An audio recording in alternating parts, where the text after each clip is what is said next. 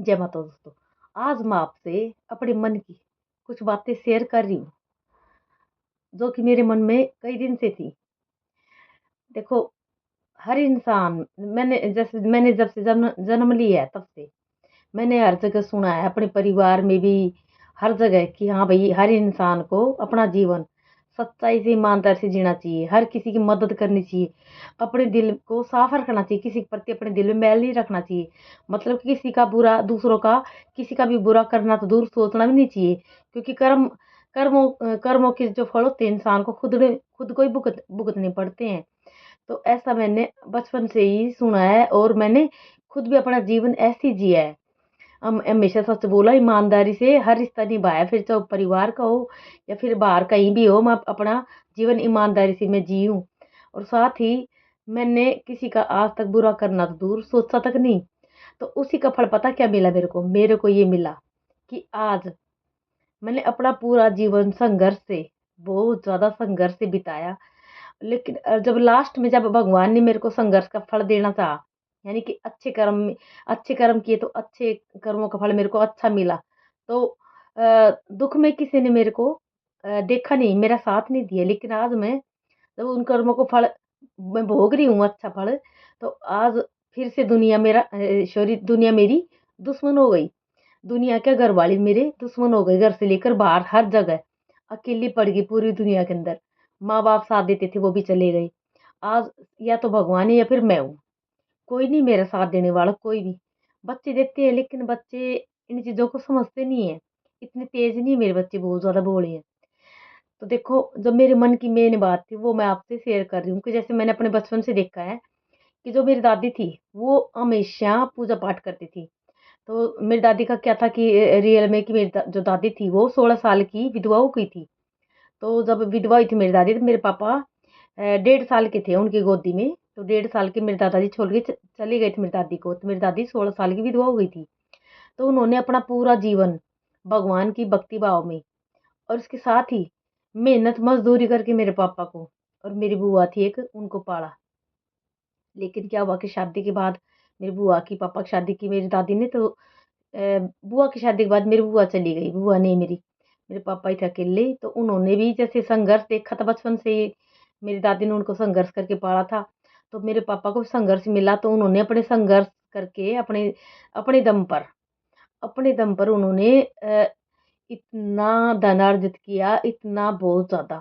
लेकिन वो खुद, जैसे उन्होंने बचपन से उन्होंने दुःख देखे थे, तो उनके मन में यही था कि मैं खुद दुःख पाया हूँ, ऐसा मेरे बच्चे ना पाएँ, फिर कोई भी इंसान दुःख ना पाए, मेरे जैसा दुःख किसी को भी ना मिले, ऐसा मेरे पापा की सोच थी। लेकिन एक बात ये भी थी, जैसे मेरे पापा के खून में जैसे मेरी दादी थी, तो उन्होंने पूरा जीवन अकेली ने संघर्ष करके मेरे पापा को पाला। कभी भी कोई गलत काम नहीं किया, ऐसे मेरे पापा थे। तो उन्होंने भी संघर्ष करके अपना जीवन बिताया, लेकिन कोई भी गलत कार्य नहीं किया। सच्चाई, ईमानदारी से अपना जीवन जिया और साथ ही दूसरों की मदद करके जिया। तो बस वो सच्चाई, ईमानदारी, वही जैसे वही गुण मेरे पापा के, मेरी दादी के, वही गुण मेरे अंदर भी हो गए। तो जैसे हम 6 बहन भाई है, हम 6 बहन और भाई है।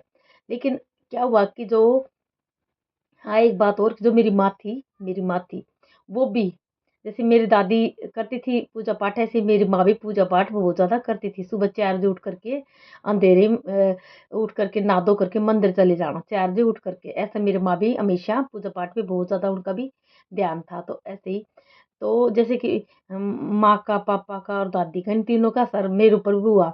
और बहन-भइयों का तो मेरे को नहीं पता, लेकिन मैं खुद की बता रही हूँ, क्योंकि जो देखो, हर इंसान की किस्मत अलग होती है। हर एक जैसे एक डाली पे कई फूल होते हैं, तो वो कोई भगवान के चरणों में चढ़ता है, तो कोई कहीं जाता है, कोई कहीं जाता है। तो हर इंसान की, हर चीज़ की किस्मत अलग होती है। तो ऐसी मेरी किस्मत भी मेरे बहन-भइयों से अलग थी। वो कैसे?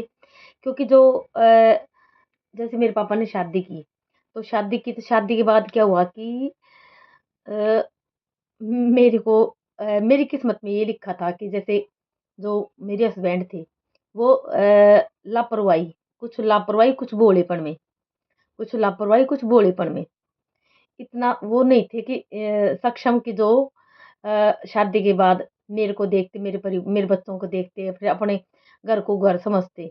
मतलब खुद में ही खोए रहना हमेशा, और आज भी वही हाल है, आज भी वो खुद में ही खोए रहते हैं। उनको मतलब इतना दिमाग उनके अंदर नहीं है। तो ऐसी स्थिति के अंदर मैंने अपने बच्चों को पाला, अपना घर बसाया, लेकिन कुछ भी किया, लेकिन कभी कोई गलत काम नहीं किया अपने जीवन में, कभी भी कोई गलत काम नहीं किया। जब मैं कितनी ही दुख पाई, कितना ही कुछ भी संघर्ष किया, न किसी को कुछ कहा कभी भी आज तक, किसी से कुछ माँगा, किसी से माँग करके अपना काम नहीं चलाया, किसी से कुछ कहा नहीं कि मैं दुख पाई हूँ, कि मैं दुख पा रही हूँ, मेरे को हेल्प कर दो। किसी से मैंने कुछ नहीं बोला कभी भी, किसी से न किसी को कुछ बताया, मैंने प्रचार किया मेरा कि मैं हाँ, मैं दुख पा रही हूँ। ऐसे मैंने किसी के सामने कोई प्रचार भी कभी भी नहीं किया। तो इसी दौरान क्या हुआ कि जो मेरे पति थे, तो उनके नेचर की वजह से हमेशा ही दुनिया हमेशा ही मेरी दुश्मन बनी रही। क्यों? क्योंकि मेरी दुश्मनी, जो दुनिया बनी रही मेरी दुश्मन, उसका सबसे बड़ा रीज़न क्या था कि एक तो देखो, हर इंसान का नेचर भी अलग नहीं, सॉरी, एक जैसा नहीं होता। मेरे पति ज़रूर लापरवाही भोलेपन में थे, लेकिन मैं थोड़ा ठीक थी।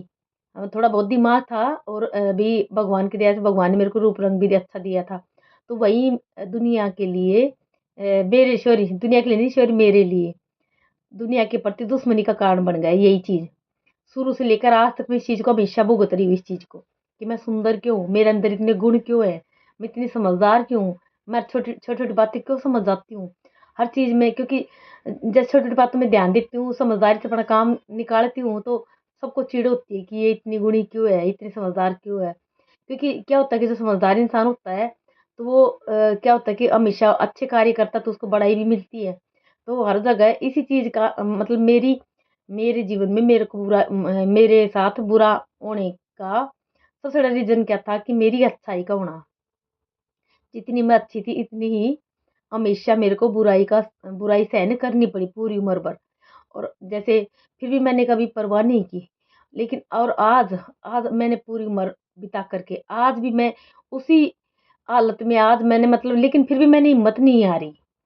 फिर भी मैंने हिम्मत नहीं हारी, सबकी सुनती गई। और ज़्यादा-ज़्यादा क्या करता, रो लेती थी। ज़्यादा-ज़्यादा क्या करता, रो लेती थी। लेकिन कभी मैंने हिम्मत नहीं हारी। हमेशा अपने आँसू पोंछ करके खड़ी हो गई। जब भी किसी ने मेरे को चोट पहुँचाई, चोट मतलब कि दिमागी रूप से मेरे को परेशान किया, मेरे को किसी भी तरह से आर्थिक रूप से मेरे को इतनी बार परेशान किया, बहुत ज़्यादा, क्योंकि मेरे पति की वजह से। क्योंकि जैसे वो कमाते थे, नौकरी में थे, लेकिन कभी भी उन्होंने पैसे को पैसा नहीं समझा।